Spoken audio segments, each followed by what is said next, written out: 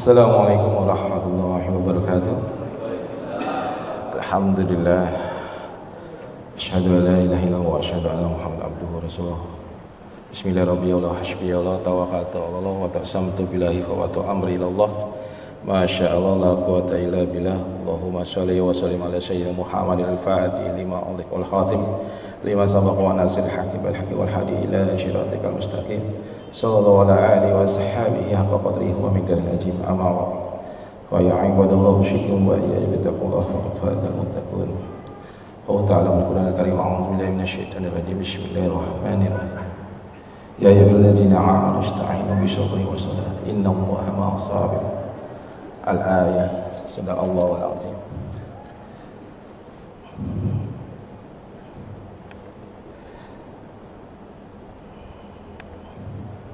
Baik, alhamdulillah kita bertemu lagi dengan qadar iradanya Allah Subhanahu wa taala. Jamaah subuh di Masjid Asmaul Husna ini, masya Allah, yang kami muliakan, kami banggakan seluruh DKM dan jajarannya dan seluruh jamaah sekalian yang dirahmati oleh Allah. Kita bersyukur kepada Allah dan kita hadirkan rasa syukur ini dengan memuji Allah dan bersalawat kepada Nabi dengan mengucapkan Alhamdulillahirabbil alamin. Allahumma sholli ala sayyidina Muhammad wa ala ali sayyidina Muhammad. Sebelum kita mulai, mari kita membaca 4 rangkaian doa, yaitu membaca ta'awudz, basmalah, sholawat dan juga salatul Fatihah. Kenapa kita membaca ta'awudz? Karena setiap perbuatan baik pasti iblis dan kawan-kawannya akan mengganggu. Kenapa kita membaca bismillah? Karena kita mengatasnamakan Allah. Setiap sandaran perbuatan kita, Rasulullah mengatakan setiap perbuatan yang dimulai dengan bismillah maka tidak akan tertolak. Kenapa kita membaca salawat? Karena kita bagian daripada umat Kanjeng Nabi, dan itu bentuk dari cinta kita kepada Kanjeng Nabi. Kenapa kita membaca suratul Fatihah? Karena dia adalah Ummul Quran. Mudah-mudahan nur Quran menjambangi jiwa dan raga kita dan juga keluarga kita dan seluruh jamaah, baik yang hadir maupun yang di jalan. Mari kita mulai. A'udzubillahi minasyaitonirrajim. Bismillahirrahmanirrahim. Allahumma sholli ala sayyidina Muhammad wa ala ali sayyidina Muhammad. Bismillahirrahmanirrahim. Alhamdulillahirabbil alamin. Arrahmanirrahim. Maliki yaumiddin. Iyyaka na'budu wa iyyaka nasta'in. Ihdinas siratal mustaqim. Siratal ladzina an'amta 'alaihim ghairil maghdubi 'alaihim waladdallin. Amin. Alhamdulillah. Baik, kita lanjutkan yang kemarin ya. Kemarin kita membahas tentang solusi masalah kehidupan berdasarkan Al-Quran dengan kita nukil, yaitu pertama konsepnya begini. Jadi kesimpulan ini pengantar sebelum kita masuk yang lanjutan yang sekarang. Jadi konsep hidup itu adalah pertama maunya Allah.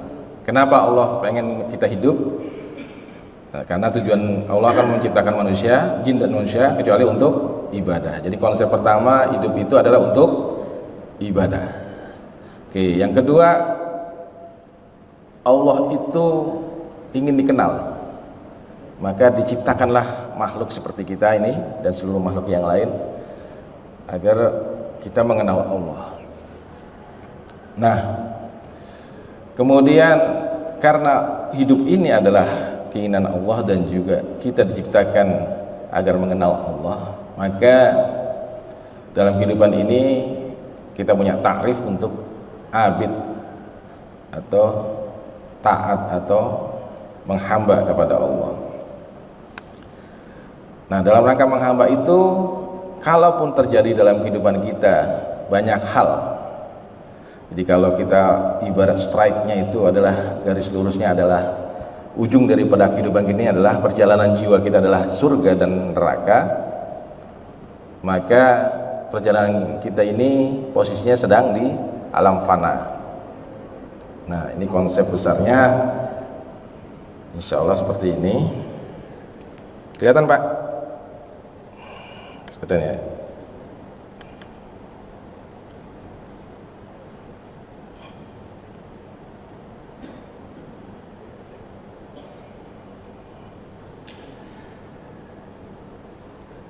Nah, tadi tujuan hidup kita apa sih sebenarnya?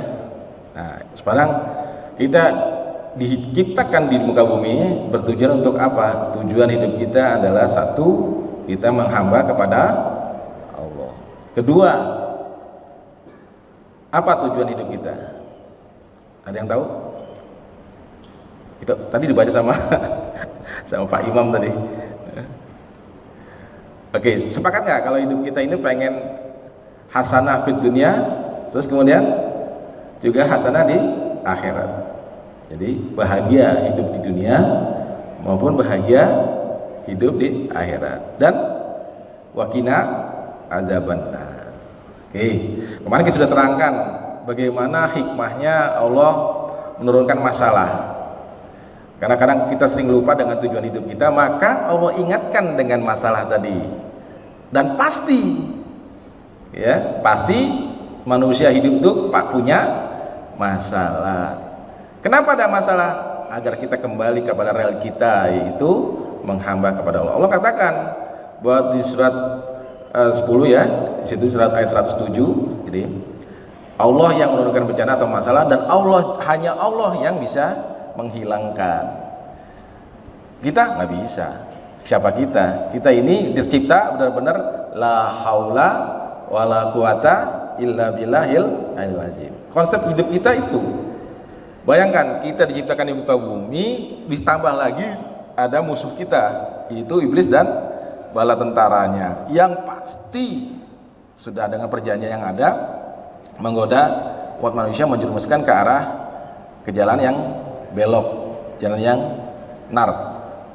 Kemarin kita sampaikan hanya orang-orang yang muklisin yang bisa selamat. Kemudian dengan adanya masalah tersebut, maka Allah ingin menguji kita dengan baik itu kesenangan maupun dengan penderitaan. Nah, jadi konsepnya adalah dengan kenapa kok bisa bahagia itu harus terwujud? Ya harus. Kalau selama ini kita masih merasa tidak bahagia, berarti ada yang salah tuh dalam kehidupan kita. Karena apa? Kalau orang kita bahagia, berarti kita termasuk golongan an'amta alaihim, yaitu orang-orang yang diberi nikmat. Kalau kita belum bahagia saat ini, berarti koreksi diri kita, jangan-jangan kita bukan di ihdinas siratal mustaqim. Jangan-jangan dalam konsep hidup kita iya na'budunya dan iya nasta'innya bukan kepada Allah. Bisa jadi bersandar kepada makhluk. Ya, kita uji. Begitu kita punya sakit, yang kita ingat apa? Beli obat, sakit gigi misalnya. Kita ingat apa? Obat, beli supaya sakitnya hilang kan? Bukan Allah kan? Nah itu. Atau kita punya hutang, kita ingat apa?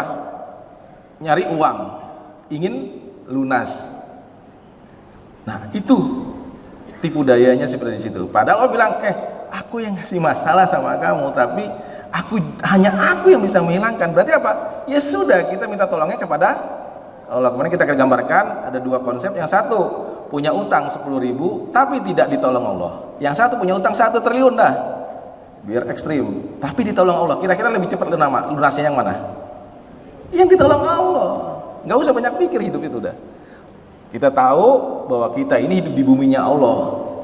Kalau kita hidup di bawah buminya Allah, kemudian kita cemberut, kira-kira malu-maluin nggak? Padahal kita lengkap dikasih nikmat yang luar bisa, ditambah dikasih iman, Islam dan ihsan. Luar biasa nggak? Contoh, kita lihat, mungkin menurut pandangan kita, teman-teman kita, saudara-saudara kita yang di Palestina itu sedang menderita dalam kacamata manusia, ya. Tapi bagaimana mereka memahami konsep iman ketika menghadapi penderitaan di sana? Luar biasa, kalah kita sama mereka. Mereka happy dan mereka merasa bangga dengan itu gitu. Dan kita juga, masya Allah. Tapi kita punya jalan juga di sini untuk meraih ridhonya Allah. Itu sama-sama. Salah satu hal yang luar biasa dalam kehidupan ini adalah masalah tadi. Dengan kita bersikap kepada Allah yang tepat, maka masalah itu berubah, yang tadinya penderitaan menjadi bahagia. Kenapa? Karena Allah tawarkan dalam konsepnya, hai orang yang beriman, dalam Al-Baqarah 153, minta tolonglah padaku. Kan kita tahu nih, hanya Allah yang bisa ngilangin masalah kita. Berarti apa? Satu-satunya jalan kita minta tolong sama Allah. Ya, Allah punya syarat. Kalau minta tolong sama saya, harus pertama apa? Amanu. Kedua, sobar. Yang ketiga, sholat. Nah, kemarin kita sudah terangkan amanu itu apa? Yakin Allah. Ini dasar nih. Ini akidah. Kemudian kita sudah terangkan sabar. Sabar itu mampu menerima kejadian yang tidak enak, karena pasangan sabar pasti kejadian tidak enak dengan ikhlas. Nah, kita mau bahas sholat nih hari ini. Nah, pertanyaan kan gini, Pak, saya sudah sabar, sudah beriman, sudah sholat, tapi masalah saya nggak selesai-selesai. Di mana seleknya? Iya, karena kita berkonsep seolah-olah bahwa sholat sabar kita itu berdasarkan standar kita. Padahal kita harus memenuhi standar yang Allah inginkan. Tadi kita uji saja. Sabar kita sampai di mana? Kita uji. Kira-kira kalau kita mengalami yang tidak enak, contoh ibu-ibu pulang-pulang bapaknya marah-marah misalnya, terus hati kita dongkol nggak? Dongkol, belum sabar. Walaupun diem. Pulang nih, sendal kita hilang. Kurang ajar ah. Pasti gitu kan? Keluar kata-kata yang tidak enak tuh. Atau minimal kita di sini gelo, kalau apa ya? Gelo tuh ganjel lah. Belum sabar. Maka konsep sabar definisi untuk dijalankan. Mampu menerima kejadian yang tidak enak dengan ikhlas. Kemarin kita terangkan bagaimana cara menerima. Karena orang kapasitas menerima, ketika kita menerima sesuatu pasti bilangnya apa? Kalau ke manusia, terima kasih. Kalau dari Allah dikasih sesuatu, apapun itu, enak nggak enak, harusnya bilang apa? Alhamdulillah. Detik pertama kita mengucapkan itu, maka berlaku yang di ujung ayatnya, innallaha maha. Kalau bersama Allah, apa yang tidak selesai? Bersama Allah, kita selalu bersama Allah. Makanya konsep dalam Islam itu Allah selalu membersamai kita dimanapun kondisi apapun. Gak bisa kita lari dari Allah. Bahkan pun nanti pun kita saat meninggal di alam-alam selanjutnya selalu Allah, bergantung sama Allah. Dari sekarang kita akrab sama Allah. Dari sekarang kita akrabkan diri kita sampai kita nanti pada konsep pertama tadi apa? Ma'rifatullah, sampai kita mengenal Allah. Dari mana kita mengenal Allah? Mulai dari diri kita. Nah, nanti kita lain konsep, nanti lain pembahasan, nanti kita masuk fokus yang sekarang ini, perlanjutan yang kemarin. Oke. Tujuan hidup kita adalah bahagia hidup di dunia dan akhirat. Kalau dengan konsep tadi, kira-kira ketika mengelola masalah itu jadi berkah atau jadi susah? Berkah. Kenapa? Kita tahu begitu ada masalah, detik pertama alhamdulillah ya Allah. Kenapa kamu alhamdulillah? Karena saya tahu Allah, masalah itu dari Allah dan hanya Allah yang bisa menyelesaikan. Kemudian ketika kan ngolahnya di dalam diri kita nih, begitu di dalam kita sudah tenang, maka berlaku tadi mutmainah tadi, jiwa yang tenang, pasti dibimbing sama Allah, pasti kita ridho, pasti Allah juga ridho. Masuk ke jalan hamba-hamba Allah, jalan yang lurus. Jalan yang lurus pasti bahagia, baik di dunia maupun akhirat. Terbukti di Az-Zumar ayat 3, surat ke-9 ayat 10. Cuma satu ayat itu aja redaksinya. Hanya orang-orang yang bersabar Allah cukupkan pahala tanpa batas, unlimited. Dan kita tahu nanti kita akan mengalami yang namanya hisab. Maka Allah yang maha baik, dia tahu manusia itu lemah, pasti digoda sama iblis dan kawan-kawannya, mesti ibadah tidak sempurna, maka dikasih masalah. Dengan masalah itu dikelola, akhirnya mendapat pahala tanpa batas. Begitu dihisab, pahala tanpa batas, unlimited. Dengan dosa yang terbatas, betul nggak? Dosa terbatas kan? Pak, mau bikin dosa lagi? Enggak, itu batas dosa, kita nggak mau bikin dosa. Berarti dosa terbatas, pahala tadi sabar tidak terbatas, ditimbang menang mana? Tuh, Pak, maha baik ya Allah. Nanti kita ngalami hisab. Nah, nih. Nah, setiap saat dalam satu hari kali 24 jam, banyak nggak kejadian yang tidak enak? Banyak. Bangun tidur aja, istri udah, aduh Pak, ini belum bayar listrik, Pak, ini anak belum bayar kuliah, Pak. Mungkin kalau juga terpasuk misalnya ke istri juga, tiba-tiba suami ngomel, mana kopi nih? Pagi-pagi nggak ada kopi, ngomel. Istri juga sama mengalami hal yang nggak enak, atau anak nakal, atau anak susah dibangunin dan sebagainya. Tetapi kalau kita tahu konsep ini dan kita jalanin, begitu detik pertama saya lihat, oh iya, anak saya itu milik siapa? Allah. Kita milik siapa? Allah. Allah sebagai pemilik mengizinkan itu terjadi. Patut nggak kita protes? Protes itu bentuk daripada tidak sabar, sambat, ngerusulo, apalagi ngeluh, dongkol, kecewa. Itu bentuk dari protes kepada Allah. Padahal kita nggak bisa menolak kan kejadian yang Allah izinkan. Karena kita nggak bisa menolak, ya sudah, dibalik, ya Allah terima kasih, pasti ada hikmah. Nah, tadi salah satu kebaikannya sabar adalah bersama Allah, satu. Yang kedua, mendapat pahala tanpa. Kalau begitu kira-kira begitu ada masalah, kira-kira tersenyum apa tidak tersenyum? Ini baru dua yang saya buka nih. Tersenyum apa tidak tersenyum? Loh, gimana? Lah kalau nggak tersenyum, Bapak Ibu berarti menolak. Loh iya. Allah kita diberi sesuatu, kemudian kita diam saja, wajar nggak? Tidak wajar dong. Harusnya bilang terima kasih. Dikasih sesuatu malah marah-marah atau kesel atau dongkol. Kurang ajar nggak? Kurang ajar. Maka apa? Ya terima kemudian alhamdulillah. Yang kita lihat bukan peristiwanya, yang kita lihat Allahnya yang mengizinkan itu terjadi. Pasti baik kalau Allah. Ingat, pegang. Allah maha baik. Surat An-Nisa ayat 40. Allah sekecil jarah pun tidak menghendaki atau tidak menganiaya hambanya. Bahkan ketika hambanya berbuat baik, Allah balas berkali-kali lipat. Kurang apa Allah? Kemudian kita masih nggak terima, kita begitu dikasih masalah masih dongkol.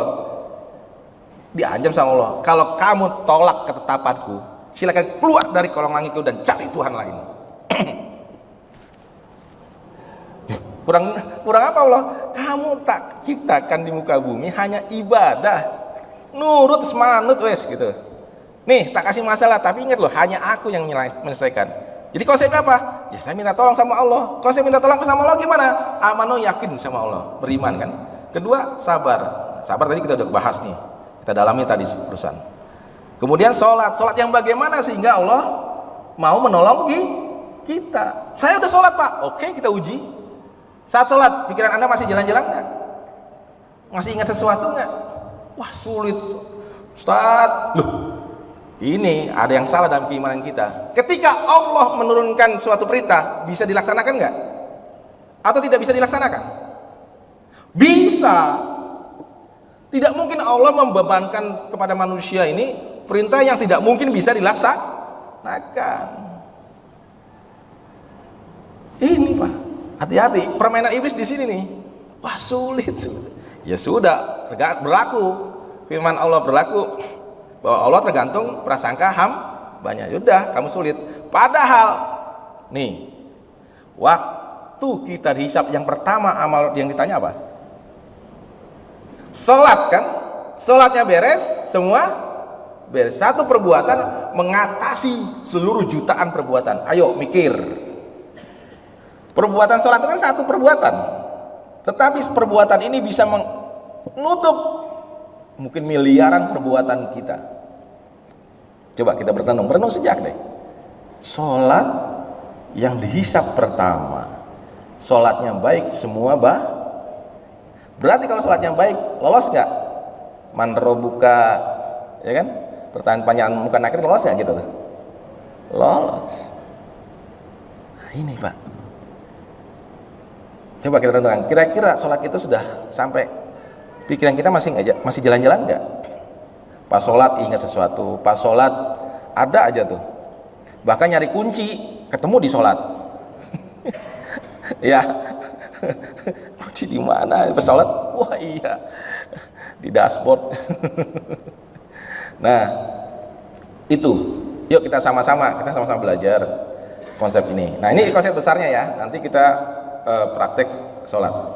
Saya tentukan dulu konsep besarnya. Nanti ke yang oke. Nah, kegiatan hidup kan itu di dunia dan juga hidup nanti tergantung nasib kita di akhir itu tergantung kegiatan hidup kita di dunia. Kehidupan setelah ini itu tergantung kehidupan kita saat ini, betul nggak? Dan itu abadi. Makanya ini sebenarnya konsep membangun jiwa. Nah, ini konsep besarnya. Nanti kapan waktu kita bahas lebih detail lagi. Kalau ada kesempatan lagi kita bahas. Nah, kemudian ini kita lihat di sini adalah akhirat atau setelah ini adalah hasil dari perbuatan kita di dunia. Sepakat ya? Ya, sepakat. Karena akhirat itu hasil dari perbuatan di dunia, maka konsentrasi kita, kegiatan ada di dunia ini saat ini. Untuk itu harus benar. Untuk bisa bahagia di dunia di akhirat itu harus kegiatan dunia ini harus benar dan juga menjadi bahagia. Benar dan gimana? Benar berdasarkan Al-Quran dan Sunnah Kanjeng Rasul. Oke, akhirnya kita mendekat kepada Allah. Artinya apa? Contoh satu aja, sabar tadi kita sudah bersama Allah. Dekat gak tuh? Dekat. Ya nggak usah ke sama Allah, sama presiden saja yang cuma punya wewenang terbatas di Indonesia. Kita jalan bareng-bareng. Kira-kira lampu merah di stop nggak? Waktu di warung Padang suruh bayar nggak? Ya enggak. Ini bersama pemimpin yang baru terbatas wewenangnya. Apalagi Allah yang maha pemilik alam semesta ini, maha baik. Bersama Allah dalam kehidupan, dalam tiap detik kehidupan kita. Akrablah sama Allah. Nah, ini adalah konsep namanya 7 ilmu penjernih hati. Kenapa? Karena hanya qalbun salim yang akan menghadap kepada Allah dengan selamat. Kalau qalbun kita masih kotor dengan hasad, dengki dan sebagainya, sulit. Kita benar-benar harus menjernihkan hati kita sehingga jiwa kita benar-benar asik bersama Allah, bahagia bersama Allah. Pak, saya punya anak istri, di sekeliling kita makhluk. Nah ini, ketika kita menghadap kemanapun, surat Al-Baqarah 115, kemanapun kamu menghadap, ke timur dan ke barat, disitulah adalah wajah Allah. Di situ ada jejak kekuasaan Allah. Tetap kita akan lihat, saya lihat bapak-bapak, bukan saya melihat bapak-bapak ini sebagai makhluk, tetapi ada ciptaan Allah yang luar biasa, dan saya harus melayani, menyampaikan sesuatu dengan maksimal. Karena apa? Yang saya layani ini bukan manusia, tetapi sebenarnya adalah bukti-bukti kekuasaan Allah. Di baliknya adalah Allah itu sendiri. Nah, itu yang namanya nanti mukasyafah, ma'rifat dan sebagainya. Nanti itu lain lagi pembahasannya. Nah, tentu dalam menjalani 7 ilmu ini ada tolak ukur keberhasilan. Nah, nanti kita lihat tolak ukur keberhasilannya. Gak usah tanya, Pak, saya sudah sholat bagaimana? Nah, nanti kita lihat apa ukuran Anda sudah sabar, apa ukuran Anda sudah sholat. Nah, ini strategi hidup. Jadi kita harus punya strategi dalam kehidupan.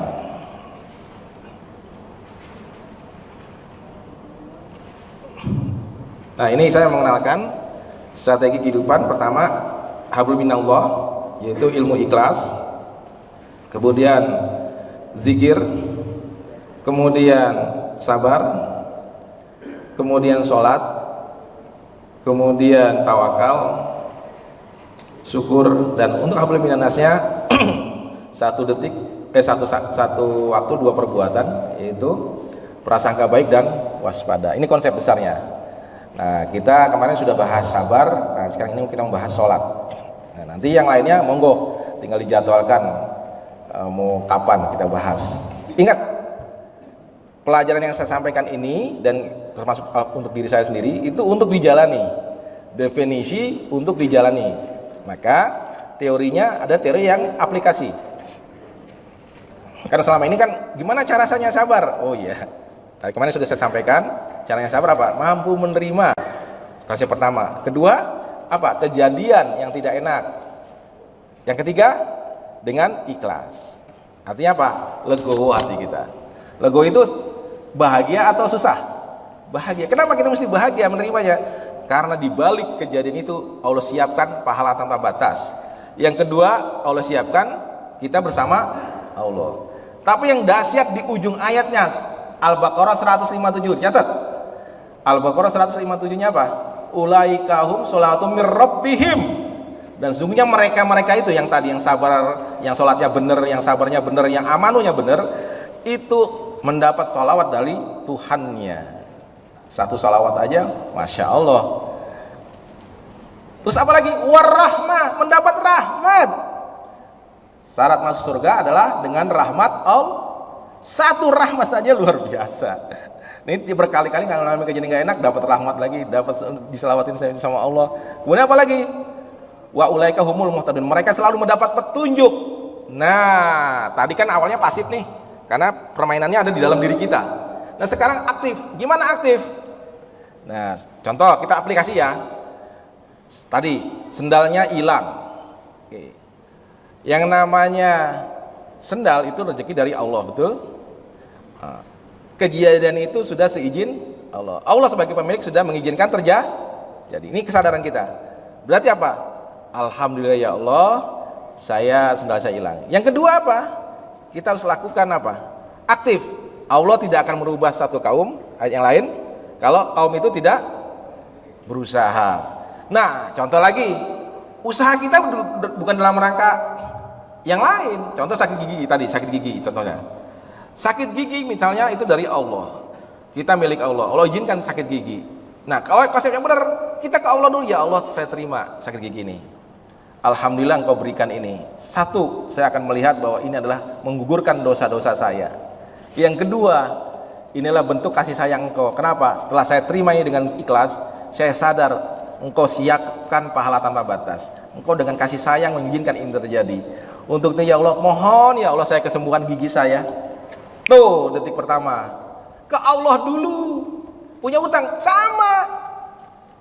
Dagang sama, berdagang ya Allah, alhamdulillah hari ini sepi. Juga ya. Rezeki dari Allah. Hari ini aku punya amanah yang dari engkau punya. Dulu saya udah praktek nih Pak. Bapak jangan kira saya misalnya seorang dosen, pengusaha kemudian tidak mengalami susah. Tidak. Saya pernah satu kartu tidak punya duit sepeser pun. Ya sudah, Allah uji, ya Allah saya terima. Istri anak saya dan seluruh orang-orang yang bergantung sama saya adalah amanah dari engkau. Saya kembalikan ya Allah. Udah, yakin Allah menolong, kemudian sabar, saya terima, kemudian sholat yang benar. Ya nggak lama, rilis sudah. Bahkan dikasih bonus sama Allah. Emang begitu kehidupan siklus. Inamal usri yusra, inamal usri yusra. Emang begitu memang.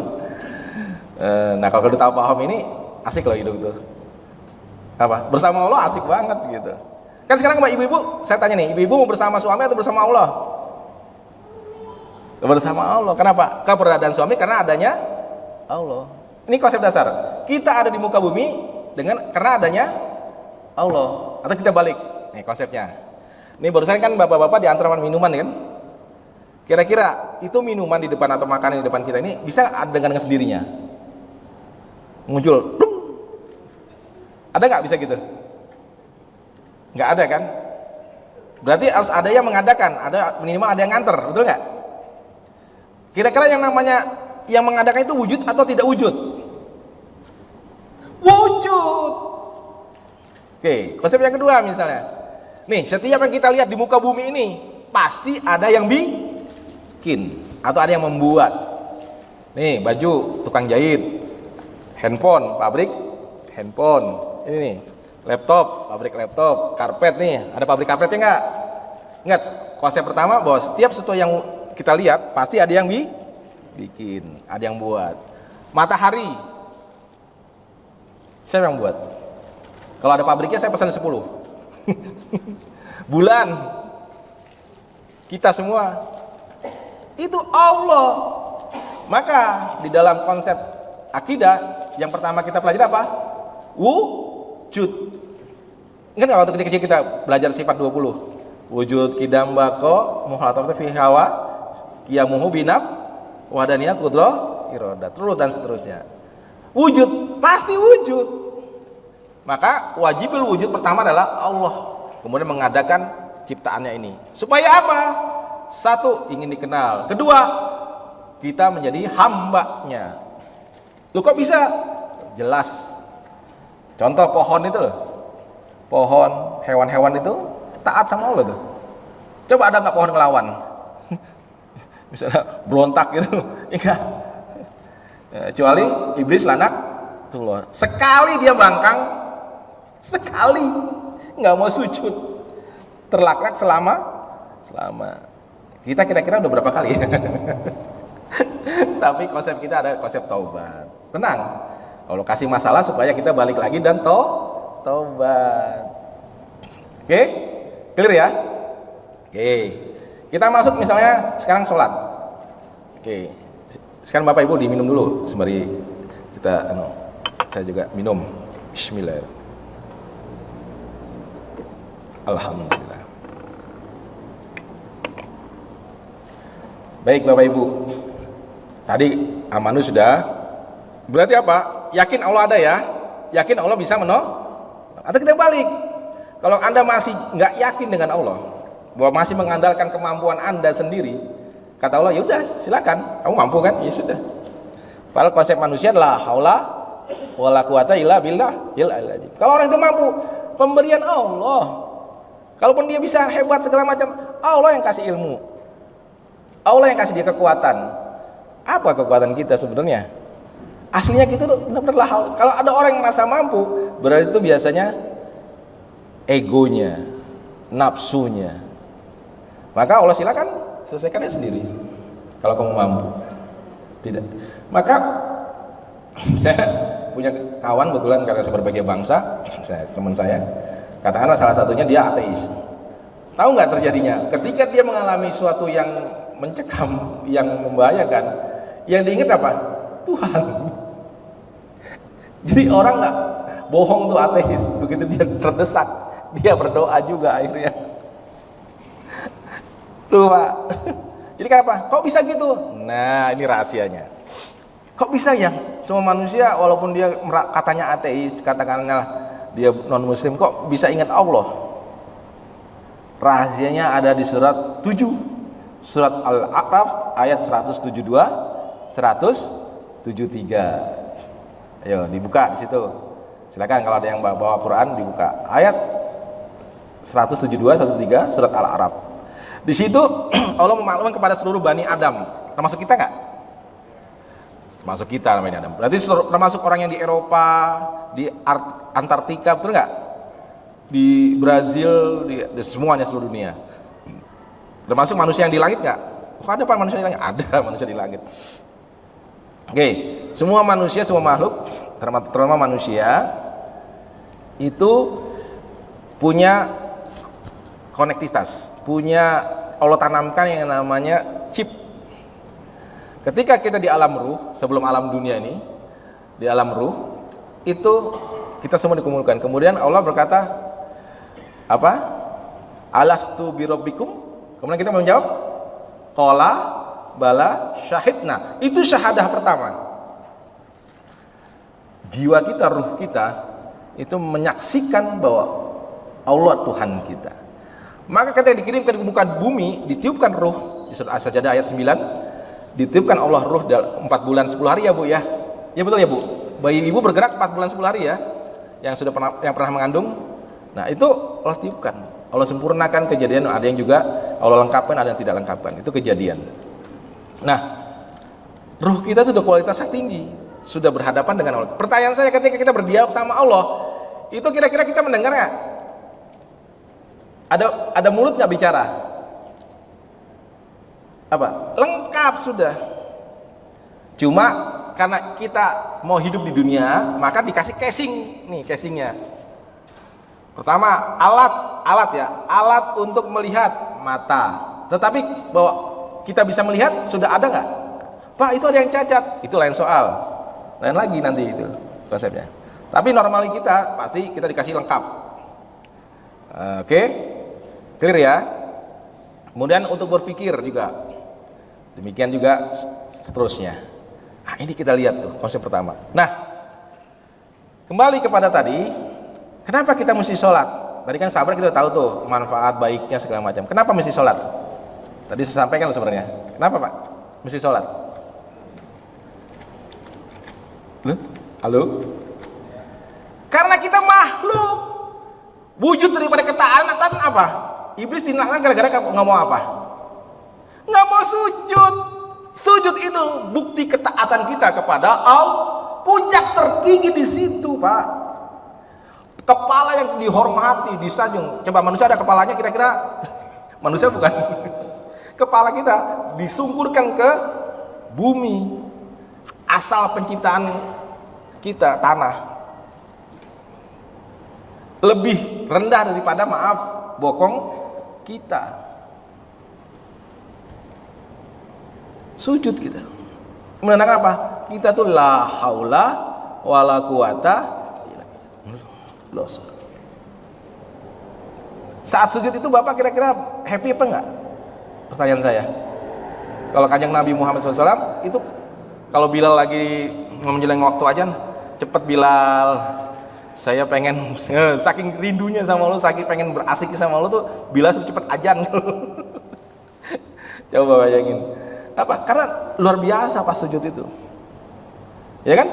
Kita berbisik ke bumi, yang di langit mendengar. Pantulnya luar biasa. Maka sholat itu penting. Sholat itu apa sih ya? Oh, sholat itu doa. Oke. Oh, sholat itu mencegah perbuatan keji dan mungkar. Ya, itu akibatnya. Efek dari sholat salah satunya. Kemudian itu di dunia. Sholat itu penolong. Ya, sesuai dengan Al-Baqarah tadi 153. Kalau sholat orang pasti ditolong Allah untuk memperbaiki hidup Anda. Perbaiki sholat Anda. Ya, betul, itu hadis. Nah, di akhirat apa? Amal yang pertama yang dihisab sholat. Kalau sholat baik semua nah, oke, ada apa nih? Tadi kita akui, oh iya ternyata sholat kita sama masih jalan-jalan. Ya mungkin kalau baru mu'alaf ya baru 100 rakaat mungkin ya. Tapi kalau kita udah bangkotan nih, mulai sholat dari 10 tahun, ya kan? Umur kita mungkin katakan rata-rata di sini 60 lah. Berarti 50 tahun kan? 50 kali 17 rakaat kali 30 hari. Anggap aja 300.000 kali lah. Kita potong lah udah. Kalau baru 1000 kali mungkin ini 300.000 kali. Kira-kira yang salah kita apa sholatnya nih? Pikiran kita masih jalan-jalan. Nah, kita jangan ngotot. Saya udah bener sholat, jangan ngotot gitu. Enggak, udah akui aja ya Allah. Iya, saya masih jalan-jalan. Mumpung masih hidup nih, masih ada kesempatan. Allah tuh maha baik lah. Nggak mungkin Allah beritahu gini loh. Ada kisah dari Rasulullah, Kanjeng Rasul, dua hal. Satu pembunuh, satu penjina. Sepanjang hidupnya si wanita ini penjina, dan sepanjang hidupnya si orang laki-laki ini pembunuh. Tetapi di ending akhirnya apa? Si penjina Allah masukkan ke dalam surga. Si pembunuh Allah masukkan juga ke dalam surga. Kenapa? Karena niat awalnya ketika si penjina menolong seekor anjing, dan karena Allah, karena ikhlas lillahi ta'ala, karena Allah, dengan susah payahnya Allah terima itu dan menutup semuanya. Dan semenjak itu dia menjadi ahli ibadah. Sama dengan pembunuh tadi.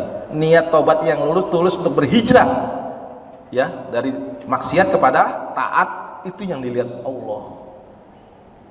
Gitu Pak. Jangan khawatir, Pak saya telat. Nggak ada istilah telat. Saya juga masih terus belajar Bapak Ibu. Ya. Oke. Sekarang kita tulis definisi sholat. Definisi untuk dijalankan. Sholat itu adalah menghadap Allah. Jiwa raga kita, fisik kita ya menghadap kiblat ya. Menghadap Allah, menyampaikan sesuatu dalam bahasa Arab ya, bukan dalam bahasa Jawa ya. Sesuai rukun dan syaratnya. Oke ya. Menghadap Allah, menyampaikan apa? 3 hal yang disampaikan dalam sholat. Ayo apa teman-teman? Pertama, kita memuja Allah, betul nggak? Allahu Akbar, Subhanallah, betul nggak? Ya kan? Syami Allahu liman hamidah, betul? Itu memuja dan memuji Allah. Ya dong. Saya misalnya ke bapak nih, saya mau pinjam duit, pasti saya, ih bapak keren sekali, aduh hari ini seger bager, gitu. Padahal ujung-ujungnya minjam duit, dipuji-puji dulu. Oke. Yang kedua apa? Pernyataan. Minimal inna sholati wa nusuki wa mayaya wa mati lillahi rabbil alamin. Atau yang lain, minimal asyhadu alla ilaha illallah wa asyhadu anna muhammadar rasulullah. Itu pernyataan. Yang ketiga apa? Doa, ya kan? Ihdinas siratal mustaqim atau rabbi firli warhamni warjumna, itu dia. Minimal Allahumma firli yang 5 permintaan atau yang 8 permintaan. Sama, sah. Jadi jangan diperdebatkan ya. Masing-masing mazhab punya dasarnya. Nah, berarti ada 3 hal yang disampaikan dalam sholat. Pertama apa? Puji-pujian atau memuja kepada Allah. Kedua, pernyataan. Yang ketiga, doa. Pertanyaan saya, kita menyampaikan 3 hal ini sama nggak sikapnya? Kita menyampaikan puji-pujian, sama menyampaikan pernyataan, sama menyampaikan doa, sikap kita beda nggak atau sama? Beda. Contoh, surat Al-Fatihah nih, kemarin tadi Pak Imam luar biasa baca. Pertama, dari bismillah sampai maliki yaumiddin. Puji-pujian nggak kepada Allah itu?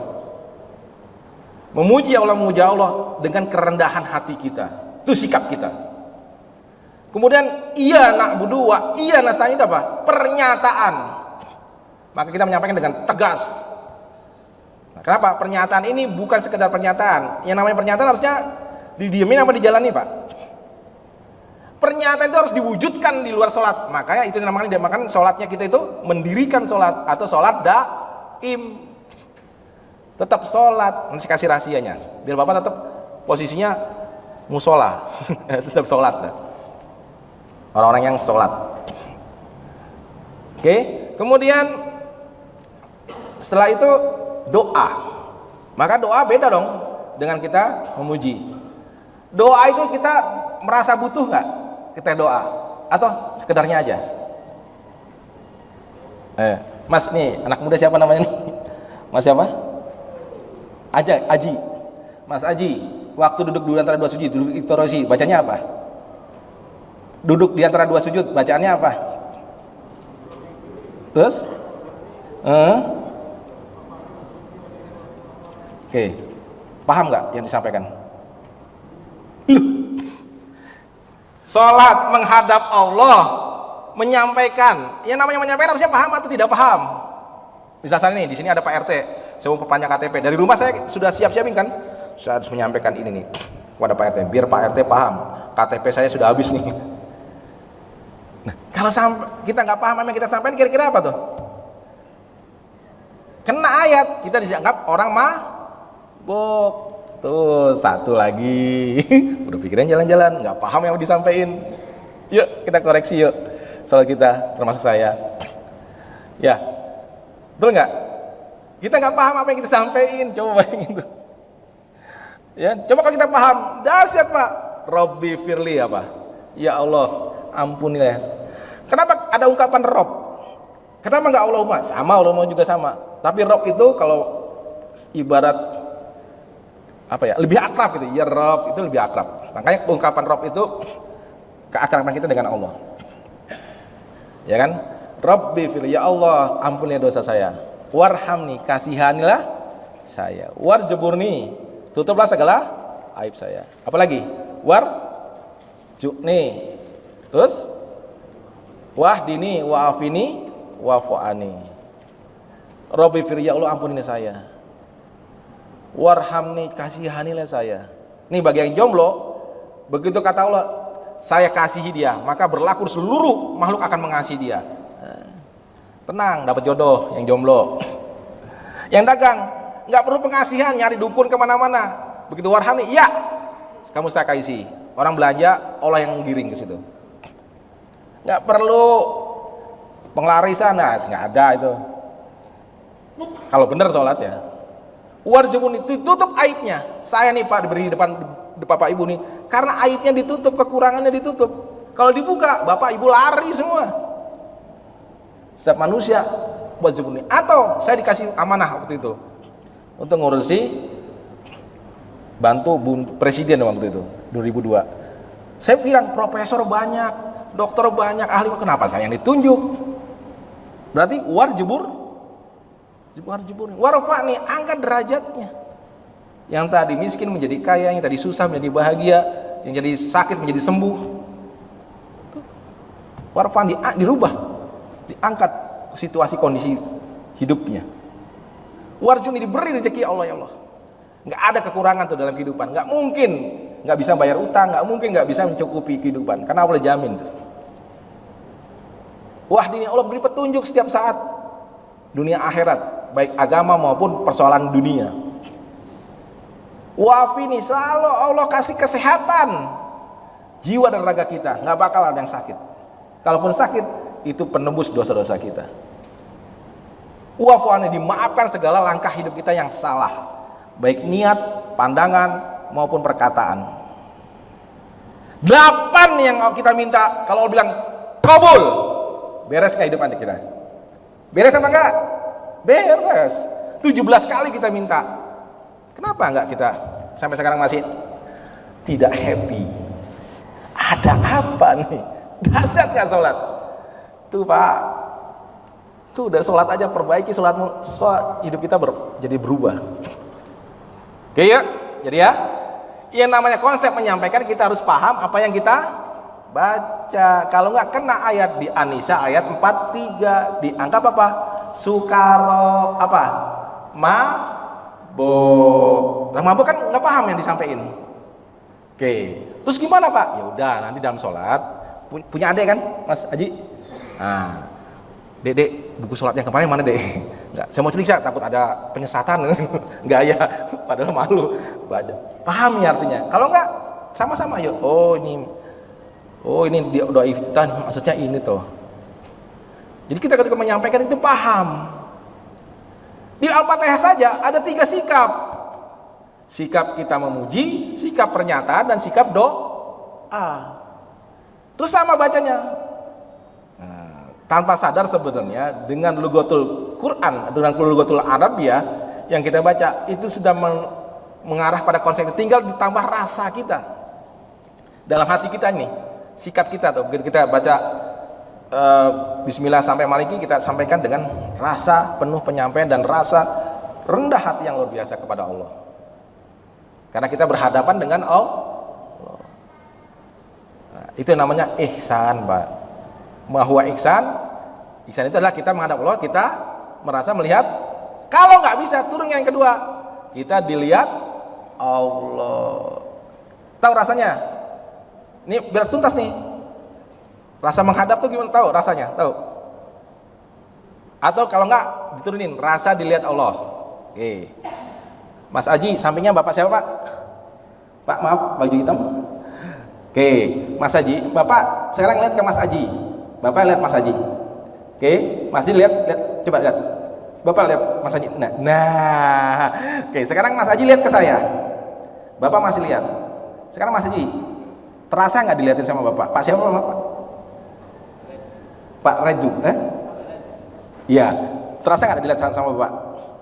Terasa nggak? Coba lihat lagi. Bapaknya masih ngeliatin tuh. Nah, coba lihat lagi ke saya. Terasa nggak dilihat sama dia? Sekarang gantian, Bapak lihat saya, Mas Haji lihat Bapak. Mas Haji lihat Bapak. Bapak lihat saya. Terasa nggak dilihat sama Mas Haji? Itu rasa. Sekarang jangan bayangkan Allah, tapi rasa dilihat sama Allah. Ingat, Allah itu wujud loh ya. Tapi jangan bayangkan wujudnya. Allah tidak sama dengan makhluk. Ingat loh, Allah tidak sama dengan makhluk, tapi meliputi kita. Kapan-kapan kita bahas itu. Nanti pendalaman dari yang namanya akidah. Nah, nanti sampai Anda benar-benar makrifat billah. Tapi dilaksanakan ya, janji. Ya enggak, nanti dalam konsep nanti pembahasan mungkin membangun jiwa. Jadi kita jiwa yang kita bentuk biar lolos munkar nakir, Pak, dan lolos dari sakratul maut. Jadi menghadapi sakratul maut tuh asik, menghadapi munkar nakir asik, menghadapi hidup tuh asik. Happy terus banyak. Kenapa? Ya Allah Maha melihat tuh. Maksud kita dilihat Allah merengut, nggak syukur dong sama Allah dengan diciptakan kita di dunia. Apa syukur kita? Udah dikasih Al-Quran, jadikan umat Nabi Muhammad. Nabi Musa aja pengen jadi umat Nabi Muhammad. Itu udah meninggal Nabi Musa, tapi begitu ketemu di langit pengen banget jadi umatnya Nabi Muhammad. Saking luar biasanya umat Nabi Muhammad loh. Iya, satu perbuatan malah dibalas tadi tidak terbah. Umat yang sebelumnya satu perbuatan satu. Paling banter 10. Coba itu umat Nabi Muhammad. Apalagi kalau bapak-bapak nanti kita bahas surat Al-Baqarah 2 ayat terakhir. Wah, itu dahsyat tuh, Allah tuh luar biasa. Benar-benar enggak apa ya sama umat kita Nabi Muhammad tuh. Masya Allah, bersyukur saya hidup di akhir ini ya, jadi umat Nabi Muhammad. Saya bersyukur banget diciptakan dulu di belakangan nih, bukan dijadi umat yang sebelumnya. Oke, baik. Jadi sholat sepakat ya, nanti di rumah buka buku sholat, pahami bacaan sholat. Oke, masalah fikih silakan mazhabnya masing-masing. Saya tidak merubah kaifiat masing-masing mazhab yang Anda yakini, ya. Silakan masing-masing. Iya, saya di rumah aja berbeda. Istri saya Ahmad bin Hambal, saya Syafi'i. Nah, dia ketua Aisyah, saya Mutasir NU. Nggak apa-apa itu. Kebetulan dia juga intelektual, jadi sama-sama punya dasar. Oke, baik. Jadi sholatnya bagaimana? Ya sudah kita paham apa yang kita sampaikan. Rasa menghadap sudah tahu ya, cara rasa menghadap atau rasa dilihat Allah. Nah, dengan bahasa Arab dengan rukun dan sesuai rukun dan syarat. Nah, pertanyaan saya, rukun salat ada berapa, Pak? Yang paling minimal 13 ya. Maksimal ada yang 16, 17. Oke. Dari mulai niat, ada yang dari niat, ada yang dari takbir ya. Sampai dengan salam. Oke, saya tidak merubah kaifiat itu. Tapi ada satu rukun yang kita harus perhatikan. Pertanyaan saya, tumaninah satu rukun nggak? Apa tumaninah? Berhenti saja di antara dua gerakan maupun di antara dua baca. Nah, saya lihat tadi imam luar biasa tuh, bacanya sudah ada jeda, ada tumaninahnya. Apa tumaninah itu? Satu tumaninah ngapain? Saat berhenti sejenak tuh ngapain? Saat berhenti sejenak itu kita merasa dilihat, balikin tuh. Itu rahasianya kenapa ada tumaninah. Kenapa orang sholatnya jalan-jalan bablas tuh? Nggak pakai tumaninah, ayo dawes. Ya, benar nggak? Mesti nggak pakai tumaninah dari mulai takbir niat sampai niat takbir sampai salam. Nggak ada tumaninah itu. Allahu Akbar. Apalagi yang di mana tuh? Yang sholat taraweh 6 menit apa? Ya Pak Imam baca Fatihah aja udah berapa menit? Kayak apa tuh? Iblis pinter banget ya, belokin tuh pinter banget. Pinter. Iya, profesor di kitab anak TK, gampang dong belokin anak TK mah. Anak TK supaya nggak belajar ya Pak, kasih apa? Mainan kan? Mainan tuh macam-macam, dunia, istri, mainan kita apalagi? Pangkat, kedudukan tuh mainan kita tuh. Ilmu, kesaktian, macam-macam. Itu mainan tuh.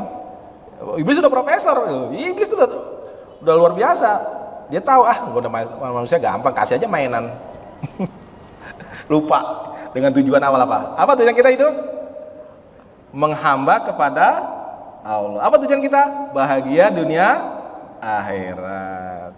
Jangan lupa tujuan kita. Makanya Allah adakan masalah supaya balik lagi ke relnya. Nah, makanya penting hati kita yang bersih ini. Mudah-mudahan. Oke, sholat. Gerakan. Sholat itu kan gerakan dan ucapan, betul nggak? Gerakan ya Allahu Akbar dulu ya. Sami Allahu liman hamidah, Allahu Akbar itu gerakan. Ucapannya tadi bacaan-bacaannya. Ini gerakan dan ucapan. Sekarang gerakannya. Tadi rukun sholat apa? Tumaninah. Contoh, Bapak saat misalnya mau ruku, itu bablas terus langsung baca atau gimana? Nah, Saya mau tunjukin tumaninahnya di mana. Tumaninah itu berhenti sejenak. Setiap perubahan gerakan. Saat tumaninah apa? Kita merasa dilihat Allah. Ya. Contoh lagi, misalnya Allahu Akbar. Ada nggak tumaninah? Mana tumaninahnya? Begitu Allahu Akbar. Kenapa para ulama ketika Allahu Akbar dia agak lama? Mereka sedang tumaninah. Allah. Nah, agak lama kan? Pada saat Allahu Akbar itu timbulkan rasa dilihat Allah. Ingat, sholat jangan merem. Kenapa? Kecuali yang khairu ada ya, kecuali yang memang dia buta atau apa ya, cacat, beda lagi itu bukan normal. Yang normalnya orang sholat nggak boleh merem. Kenapa? Ini menjadi saksi, tangan, seluruh anggota tubuh kita menjadi saksi. Kalau merem ditanya, mata si Eko sholat nggak? Nggak merem. Jadi saksi dia. Makanya tetap harus pandangan ke tempat sujud. Oke. Pandangan ke tempat sujud. Ingat, sepakat tadi ya, bahwa kita harus latihan. Habis ini kita praktek. Kita buktikan apakah konsep ini, metode ini, pikiran kita nggak jalan-jalan. Oke. Gitu, Allahu Akbar. Berarti di sini nih tumaninahnya. Yang pertama, Hu Akbar. Yang kedua tumaninah di sini. Sebelum kita baca iftitah, Allahu bait atau Allahu Akbar kabira, kita berhenti sejenak. Merasa dilihat Allah. Oke, baca sama tadi Pak Imam sudah luar biasa ya. Bacaannya sudah tartil dan ada tumaninahnya tuh. Enggak langsung bablas bismillahirrahmanirrahim alhamdulillahirabbil, enggak gitu. Ada jeda bismillahirrahmanirrahim. Mau ke alhamdulillah, tumaninah dulu. Kita merasa dilihat Allah. Kenapa? Kita menyampaikan ini kepada Allah, bukan kepada siapa-siapa. Makanya kalau ini Bapak lakukan, berlaku nggak bahwa as-sholatu mirajul mukminin? Itu oleh-olehnya Kanjeng Nabi yang tinggal ini. Makanya sholat penting banget. Gimana kita connect dengan Allah? Sholat aja nggak connect. Atau jangan-jangan Bapak Ibu belum kenal Allah nih? Allah itu siapa? Oke, nanti gampang itu pendalaman. Yang penting Bapak paham ya, bahwa di dunia ini wujud karena adanya Allah. Allah pasti wujud. Oke, merasa dilihat sama Allah. Jadi begitu awal kita mau sholat, pandangan ke tempat sujud. Timbulkan rasa, kalau nggak bisa melihat Allah, dilihat Allah. Rasa menghadap. Ya kan? Kita ke Pak RT, ke direktur kita atau ke pimpinan kita sampai apalagi ke presiden. Iya Pak, sampai rasa hormat loh. Sampai kayak gitu kan, baru manusia. Apalagi ini Allah, pemilik alam semesta, pencipta kita. Saat itu diambil kita nggak nolak kan, nggak bisa. Penentu segalanya. Surat Yasin yang kita baca setiap Jumat tuh, dia terakhir Allah yang menentukan segala sesuatu, nggak bisa tuh. Timbulkan rasa tadi, kemudian baru takbir Allah. Nah, ini tumaninah pertama, Hu Akbar. Di sini tumaninah kedua. Sebelum kita ucapkan itu, kemudian ruku, sebenarnya Allahu Akbar gitu kan? Nah, tetap sama Allah. Pas Allah tuh akan dipanjangin apa? Di situ timbulkan rasa dilihat Allah. Kemudian baru Hu Akbar. Tenang dulu, tatain dulu, yakin bahwa sudah kaifiatnya benar. Nah, sembali kita tumaninah, tenang. Merasa dilihat Allah. Sudah baca? Ada yang baca subhanallah wa bihamdika Allahumma firli atau subhana rabbiyal azimi atau subhana rabbiyal azimi wa bihamdi. Nah, kita menyampaikan kepada Allah juga penuh dengan rasa hormat. Subhana rabbiyal azimi wa bihamdi. Jangan subhana rabbiyal azimi jangan. Ya, penuh dengan rasa hormat. Baru kan biasanya gini, samiallahu liman hamidah, betul nggak? Nah, tumaninahnya di mana? Pada saat ini biarkan dia sami Allah, kalau yang mau ini silakan kaifiatnya. Nah, pada saat ini tumaninah, timbul rasa menghadap Allah. Liman hamidah, turun di samping, berhenti lagi sejenak. Sahabat nanya, ya Rasulullah, berapa lama saya tumaninah dan paling cepat berapa lama? Ada yang tahu? Lamanya itu ketika paling cepat kamu seperti membaca Subhanallah. Berapa detik tuh? Subhanallah 5 detik. Paling cepat. Biasanya tuh kalau yang sudah mahir itu rasa joknya itu nyambungnya itu begitu rasa dilihat Allah itu udah langsung dapat tuh. Ingat ya, rasa dilihat Allah. Nanti ketika nanti Allah rubah, Bapak bisa nyambung sama Allah, itu bukan urusan saya, urusan Allah sama Bapak. Oke? Karena personal itu sifatnya. Ngukurnya susah. Nah, ini ngukurnya setelah bentuknya pas setelah sholat. Oke. Dah. Oke, kemudian mau sujud. Sama. Biasanya kan orang langsung Allahu Akbar gitu ya. Saat Allahu Akbar kita merasa dilihat Allah, kemudian pas sujud berhenti sejenak, jangan baca langsung subhana rabbiyal a'la, jangan. Berhenti sejenak, merasa dilihat Allah. Timbulkan rasa bahwa kita sedang sujud. Benar-benar kalau bahasa Jawa delosor ya, apa? Benar-benar kita benar-benar menyerah sama Allah. Benar-benar kita penuh jiwa raga kita tak serahkan kepada Engkau ya Allah. Saya ini benar-benar pasrah dan total. Maka ketika habis sujud, kenapa langsung ada ini canggihnya kayak apa syariat sholat yang Allah berikan kepada kanjeng Nabi. Jauh ini canggih banget. Setelah sujud langsung duduk rosi di mana di situ ada luar biasa nggak Allah. Begitu sujud kita sudah benar-benar benar-benar bahasa orang nyerah lah, benar-benar bergantung sama Allah. Begitu duduk dari sujud, jangan langsung baca Robbi Firli, tenang dulu, tenang, timbulkan rasa dilihat Allah. Ingat ini doa, berarti kita apa? Rasa butuh pertolongan Allah. Baca dengan penuh keyakinan, penyampaian Robbi Firli warhamni warjuburni warfa'ni warzuqni wahdini wa'afini wa'fu'ani. Jangan lebih pilih warhamni warjuburni warfa'ni, jangan. Kira-kira kalau Bapak punya anak minta duit kayak gitu gimana? Lu ngigo apa tong? Surupan di mana lu? Pak minta duit buat ini buat minta duit sekian 7 juta, Pak. Hah? Coba ulangin. Kita aja manusia, kalau ada orang yang udah mintanya ngomongnya nyerocos, kita jelas nggak? Bahkan sopan kagak lo ya. Paham nih? Ini kepada Allah, Tuhan pencipta kita ini, yang menentukan dunia akhirat kita. Ya sopan, adab, sampaikan dengan penuh rasa butuh, rasa pertolongan. Kalau kita paham dengan penyampaian kita, jelas? Oke, kalau kita tahap pertama kita praktek. Silakan duduk, kita praktek duduk di antara dua sujud. Silakan duduk di antara dua sujud. Oke, silakan duduk di antara dua sujud. Praktek. Kita coba yang ini dulu ya. Kalau ini nggak jalan-jalan, baru yang lain. Oke. Sekarang, ya Allah, kami mau praktek ya Allah. Mohon petunjuk dan pertolongan-Mu ya Allah. Oke, sekarang lihat tempat sujud.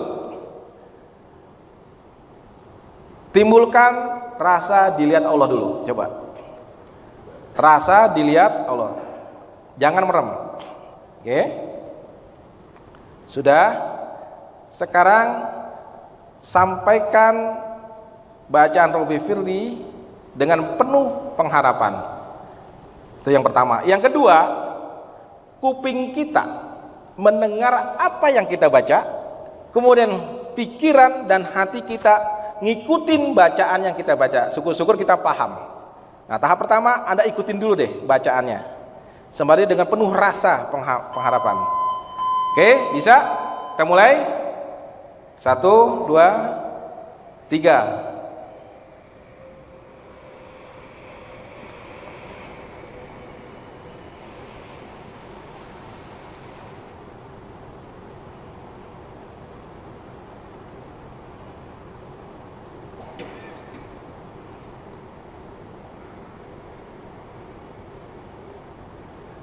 Nah, gimana Pak? Beda kan? Ada yang beda? Pikirannya jalan-jalan nggak? Pikirannya jalan-jalan nggak? Ada yang pikirannya jalan-jalan? Coba. Biar kita perbaiki lagi. Ibu-ibu, gimana? Bisa? Beda nggak? Beda. Karena penuh. Robbi Firli warhamni. Ini kuping denger, pikiran sama hati kita ngikutin. Warzubuni, warfa'ni, warju'ni, wahdini. Nangis nggak apa-apa Pak. Itu biasa sih tanpa sadar. Set. Itu otomatis sudah sunatullah itu. Nangis sih nggak apa-apa, wis. Malah itu Allah bangga itu, nanti ditampakkan kepada malaikat, lihat tuh hambaku. Bukan dibuat-buat ya, memang ngalir gitu, itu nggak apa-apa. Malah di depan malaikat dipanggil, lihat loh hambaku, kan bener aku kan, manusia tak ciptakan di muka bumi, kamu protes, ini bener aku. Walaupun dia banyak dosa, tetap dia tunduk taat padaku. Kalau manusia kan punya nafsu, malaikat kan punya nafsu, kita punya nafsu, lawan kita sendiri tuh. Oke, coba sekali lagi kita coba lagi, ya, sekali lagi biar paham nih. Tenang, timbulkan rasa menghadap Allah. Kalau enggak dilihat Allah, sudah. Kemudian kuping dengerin, hati dan pikiran ngikutin bacaan sholat, dan penuh penyampaian kepada Allah dengan rasa harap dan butuh. Ya, dimulai. Rabbi firli warham warjud warfa warjud wahdi wafi wafa. Dapat feel-nya? Gimana Pak? Di belakang dapat Pak? Feel-nya, rasanya dapat? Oke, sekarang kita praktek gerakan. Ayo berdiri semua. Gerakan, ayo. Ayo Pak Imam. Ini ntar dia yang mimpin sholat loh. Kan pasti pertanyaan, Pak, kalau kita makmum gimana? Tergantung imamnya. Oke, tapi bacaannya udah oke. Nah, sekarang kita takbir. Ya, kita lihat pandangan kita tempat sujud, timbulkan rasa. Ini gerakan aja ya, gerakan dulu. Timbulkan rasa menghadap Allah. Nah, di sini Hu Akbar. Nah, pas saat berhenti sejenak, apa? Rasa dilihat Allah. Oke. 1 2 3 mulai. Nah, rasa dilihat Allah. Turunkan pelan-pelan. Hu Akbar. Tenang, merasa dilihat Allah lagi. Nah, sekarang kita ke ruku. Ya, ruku. Biasa kan? Ada yang terserah mau yang begini boleh atau langsung boleh. Ya. Allah. Nah, timbul rasa dilihat Allah. Hu Akbar. Berhenti sejenak. Timbulkan rasa dilihat Allah. Oke, mulai. Ya, dari sedekap. Nah, serah mau yang kaifiatnya masing-masing ya. Tapi pada saat nanti itu merasa dilihat Allah. Oke. Nah, jangan cepet-cepet, pelan-pelan, lengkap, pelan dan tumak nina. Set, jangan begini. Jangan, pasti jiwanya ketarik. Jangan gini ya. Jadi gini, Allah. Nah, itu pasti ketarik, zet, nafsu lagi. Ini Pak, bedanya nafsu dengan rohani apa? Kan jiwa tuh, kita kan sholat rohani dan jasmani. Kalau orang lihat makan dengan nafsu gimana? Cepet. Nah, kalau kita cepet-cepet, tarik nafsunya. Ini kan rohani kita yang mau kita buat. Jadi dengan penuh dengan rohani itu pasti tertib, pelan, menikmati dia. Ya, oke. Dari sedekap, Allah. Terus turun, Hu Akbar. Pelan-pelan aja. Nah, tenang, timbulkan rasa dilihat oleh Allah. Nah, baru bacaan sholat. Oke, sekarang dari ruku ke iktidal. Ya. Nah, kalau saya berdiri dulu sebentar, kemudian sami Allah. Nah, di sini tumanina, huliman hamidah. Tenang lagi. Baru baca Rabbana walakal hamdu atau alhamdulillah hamdan katsiran thayyiban mubarakan fi atau Rabbana walakal hamdu dan sebagainya. Nah, oke. Mulai dari sujud. Oke, sujud. Kemudian, nah, kalau saya berdiri dulu, tenang, tumanina, nggak lama saya sambung dengan sami Allah, wuliman hamidah. Pelan-pelan aja, nikmati betul. Kita nikmati betul. Dulu kan bapak ibu ketika sama ayang beb kan senangnya berlama-lama. Mau sama Allah nggak maunya cepet-cepet. Katanya mau bersama Allah. Nikmati bersama Allah. Mumpung masih dikasih kesempatan hidup. Oke, sekarang sujud. Dari iktidal sujud. Biasanya kan kalau saya kaifiatnya Allahu Akbar. Nah, udah tenang, baru saya ucapkan. Nah, saat tenang tadi tumannya tadi saya merasa dilihat Allah. Tetap mata kita nggak boleh merem di saat sujud, tetap melihat tempat sujud. Oke? Oke, mulai coba sujud dari i'tidal. Allah, tenang ya, langsung sujud. Hu Akbar, tenang dulu. Baca subhana atau silakan baca kaifat masing-masing. Nah, setelah tenang, sekarang duduk, kita ada sujud. Duduk dulu, tenang dulu, merasa dilihat Allah. Sudah tenang, tetap pandangan tempat sujud, baru baca. Oke, sama waktu sujud lagi, kemudian nanti atahiyatul juga tasawuf awal atau akhir sama bentuknya kayak gitu. Ya kan biasanya kalau orang Allahu Akbar atahiyatul mubarakatuh gitu ya. Jangan. Allahu Akbar, tenang dulu. Tenang, merasa dilihat Allah, baru at-tahiyatul. Sampaikan kepada Allah dengan penuh penyampaian. Itu kan memuji Allah tuh. Segala kehormatan, segala keselamatan, segala kebaikan milik. Ada nggak kita hormat? Kehormatan kita nggak ada. Yang ada milik. Kalaupun kita dikasih kemuliaan, itu Allah yang berikan, bukan manusia, bukan makhluk. Kita cuma sarananya Allah, mewujudkan keinginan dan kehendak Allah dan juga keputusan Allah. Gitu loh. Kita manusia sarananya Allah, mewujudkan keinginan dan keputusan Allah. Nih sadar itu. Kalau sadar itu, oh ternyata aku wayang toh. Asik gak itu tuh? Sekarang tinggal pilih mau jadi wayang yang baik, nanti husnul khotimah atau su'ul khotimah. Saya kira itu. Ada pertanyaan sebelum saya tutup? Gimana? Silakan. Bismillah. Izin ya, minum Pak. Bismillahirrahmanirrahim. Silakan yang bertanya. Oke, silakan. Ya. Waalaikumsalam warahmatullahi wabarakatuh. Pak Ustaz, kan konsepnya manusia itu kan makhluk yang harus taat kepada Allah Subhanahu wa taala. Ya. Dan saya itu kan manusia itu bisa sama Allah saat sujud. Nah, bagaimana kalau kita saat sujud itu ada tambahan pujian kepada Allah, baik itu bahasa Arab atau bahasa Indonesia, bisa nggak Pak Ustaz? Oke, tetap kaifiatnya yang diucapkan bacaan sholat. Kalau Bapak ada hajat, memang ada hadisnya bahwa ketika sujud adalah yang terdekat ya dengan Allah. Anda punya hajat, sampaikan dalam hati Anda, tidak diucapkan karena akan membatalkan sholat. Rame ya Pak Imam ya, bacaannya subhanallah, betul dia bilang, Pak ya Allah saya minta hajat, saya mau ada hajatan ya Allah, minta duit nih buat hajatan ya Allah, mau ada kriaan ya Allah. Ya rame nih, batal sholat. Oke. Bahkan jangankan itu, kalau mazhab Ahmad bin Hambal, sendawa aja batal dia. Baru tahu ya? Nama mazhabnya Imam Hambal itu agak ketat. Imam Ahmad bin Hambal itu Hambali, itu agak ketat mazhabnya. Sendawa batal dia.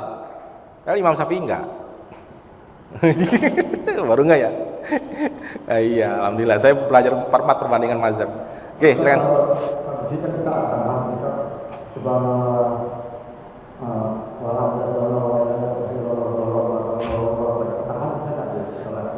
yang saya tahu tuh ada suhum kudusun robuna robul malaikat ruh. Itu bacaan baik sujud maupun ruku. Kan? Atau bacaan yang disampaikan oleh yang lain, subhanallah rabbana wa bihamdika asyhadu an la ilaha illa anta astaghfiruka. Ya, atau yang seperti itu, atau subhana rabbiyal a'la, atau subhana rabbiyal a'la wa bihamdi. Silakan mau yang mana. Tetapi kalau Bapak mengadakan sesuatu yang baru, akutnya. Saya belum pernah dengar ada subhanallah alhamdulillah wa la ilaha illallah belum. Kecuali salat tasbih. Kecuali salat tasbih yang sudah disahkan oleh diriwayatkan 2 sahabat Nabi, yaitu Mu'ad bin Jabal dan pamannya Ibnu Pak Abbas radhiyallahu anhu. Riwayat salat tasbih ada 2 dari 2 ini yang saya tahu. Nah itu, di luar itu sebaiknya jangan. Ikuti aja jenengan kaifiatnya sholat pakai mazhaban silakan. Sama-sama benernya, yang penting nggak ngarang ya. Karena dia ini ngarang atau nggak ada empat arah ya. Yang kemarin di Jawa tuh di Jember apa di mana itu? Jangan ngarang ya. Oke? Nggak boleh, itu sholat tuh. Soalnya ada tuntunannya, ada kaifiatnya. Masing-masing mazhab saya tidak ngubris. Tapi yang penting tadi paham ya tumaninahnya di mana? Ini tahap pertama loh. Nanti tahap kedua ada. Ini jalani tolong. Nah, sebelum saya nanti masuk ke yang berikutnya, ini ada 7. Silakan nanti DKM kapan mau kita bahas ini tentang tawakal, syukur, kemudian. Nah, ini yang paling ekstrim ini nih. Ibu-ibu biasanya nih, prasangka baik dan waspada nih. Satu waktu, 2 perbuatan. Paling bawah tuh. Monggo nanti kapan waktu silakan tinggal dibahas DKM, mau dituntasin silakan, sehingga tapi syaratnya dijalani loh Pak. Sabar nih. Biasanya nih ibu-ibu begitu jalan dapat ilmu ini, itu ngalami kejadian yang nggak enak tuh. Nggak apa-apa, latihan sampai refleks. Sampai begitu kejadian, alhamdulillah. Alhamdulillah, tenang, bisa berpikir. Langsung petunjuk Allah dah datang. Surat At-Takabun ayat 10 dan 11. Langsung Allah berikan petunjuk ke dalam hatinya. Setiap musibah pasti sudah seizin Allah, dan orang-orang yang benar-benar bergantung sama Allah, dia akan diberi petunjuk di hatinya. Langsung. Nah, tapi apa? Yang tenang dulu jiwanya. Itu konsepnya. Baru Allah kasih. Kira-kira kalau hatinya tidak tenang, dapat nggak petunjuk? Yang enggak. Ada petunjuknya yang lain.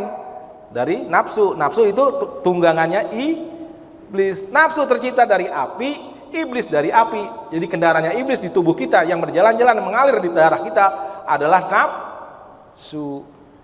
Kecuali kata Nabi Yusuf di surat Yusuf ya, kecuali di surat ayat 36, kecuali apa? Nafsu yang dirahmati. Nabi Yusuf bilang, saya aja seorang nabi nggak bisa terlepas dari godaan. Itu digodai sama Juleha, hampir-hampir dia hilaf. Tetapi apa? Allah menolongnya sehingga nafsunya diberi rahmat. Itu apa? Nafsu mutmainnah. Apa lagi? Rodiyah, mardiyah sampai insan kamil. Ya, anggaplah kita masih amarah, sering tersinggungan, sering ngerusuh lo, sambat, ngeluh. Itu amarah. Nah, naik dikit, mulai kepada lawamah. Kemudian hina. Lawamah itu nyesel, ya Allah. Udah mulai taubat nih. Udah mulai meningkat. Kemudian meningkat mulhina. Bolak-balik, kadang taat, kadang kagak. Kadang baca Quran, kadang kagak. Kadang sholat sunnah, kadang kagak. Kadang sedekah, kadang kagak.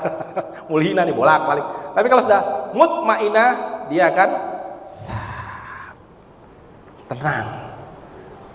Sehingga dia akan menjadi rodiyah, mardiyah. Ridho dia. Kemudian diridoi. Dahsyat tuh kalau udah diridoi, Pak. Kenapa? Wadkhuli fi ibadi wadkhuli jannati. Jadi kita tuh di antara sumum bu'un umyum fahum la yarji'un dan nafsu mutmainnah. Kita tuh di antara itu. Ke kiri sumun bu'un umyum fahum ini pasti apa? Nar. Ya, udah picek, budek. Sumun bu'un umyum fahum la yarji'un ini udah pasti nar. Di sini mutmainnah mesti jannah. Ada yang lebih canggih lagi. Tanpa hisab. Keren tuh. Di surah Al-Waqiah nanti kita bahas kapan-kapan. Oke, saya kira itu saja dari saya. Lebih kurangnya saya mohon maaf. Pak Haji, saya mohon maaf, dimaafkan. Mewakili teman-teman. Dimaafkan ya. Oke, sama-sama saya mohon maaf sama Allah. Ya Allah. Ya Arhamar, faghfirli ya Allah. La yaghfiru dzunuba illa anta ya Arhamar. Alhamdulillah. Mari kita sama-sama membaca kafaratul asyhadu alla ilaha illallah wa anta astaghfiruka wa atubu ilaik. Kita sama-sama membaca alhamdulillah. Alhamdulillahirabbil alamin. Hamdika asyhadu alla ilaha la haula wala quwata illa billah wa billahi taufiq wal hidayah wa ridha wal ina. Kurang lebihnya saya mohon maaf. Segala kekurangan itu milik saya dan saya mohon maaf atas itu dan mohon ampun atas itu, dan kelebihan kebaikan itu milik Allah, kebenaran milik Allah, kesempurnaan milik Allah. Assalamualaikum warahmatullahi wabarakatuh.